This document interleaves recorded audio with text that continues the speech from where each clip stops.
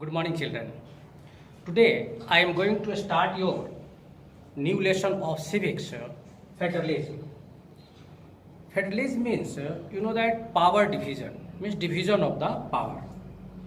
Our government is a parliament government, and here we have different sections of the government, such as state government, union government, local government.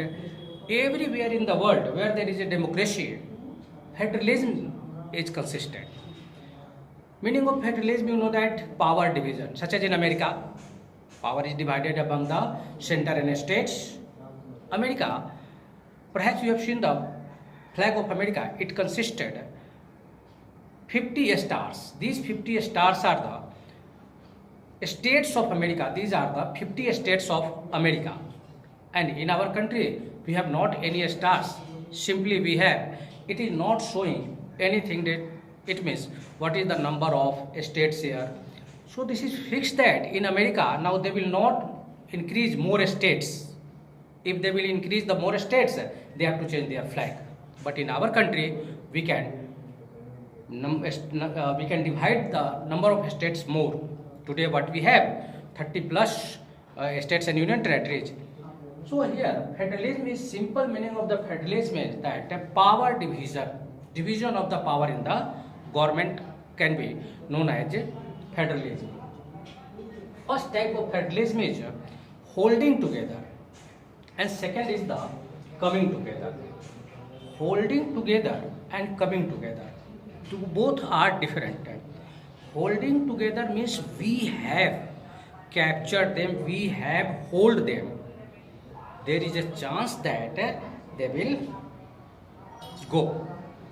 And coming together, it means they have came here by their own ideas, their own thoughts.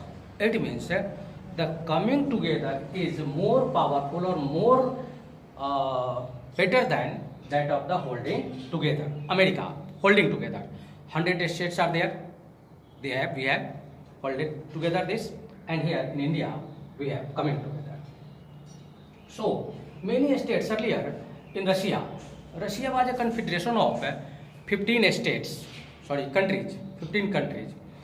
In 1989, between 1989 to 1991, there was a much political problem in Russia.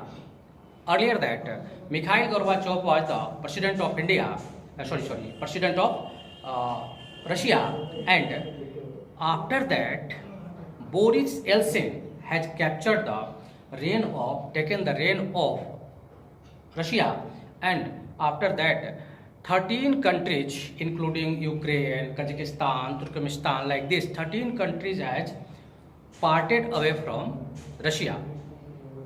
Today Russia is single confederation, means not holding together, but earlier they were holding together.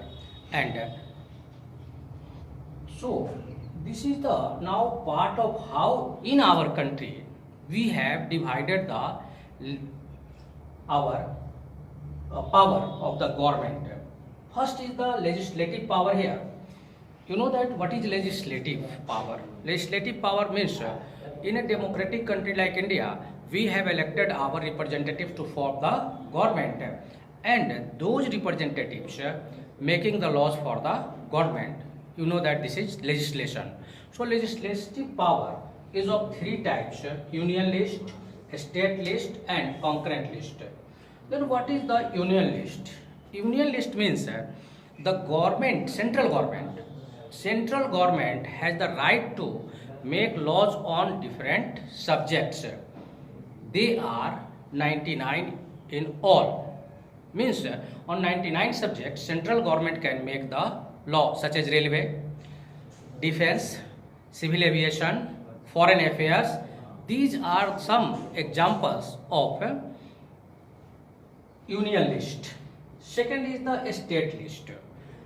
Now a state list, it means the state government has the power to make rules and laws on them, such as electricity, state transportation, education, like this. These are few examples and they are 66 in number.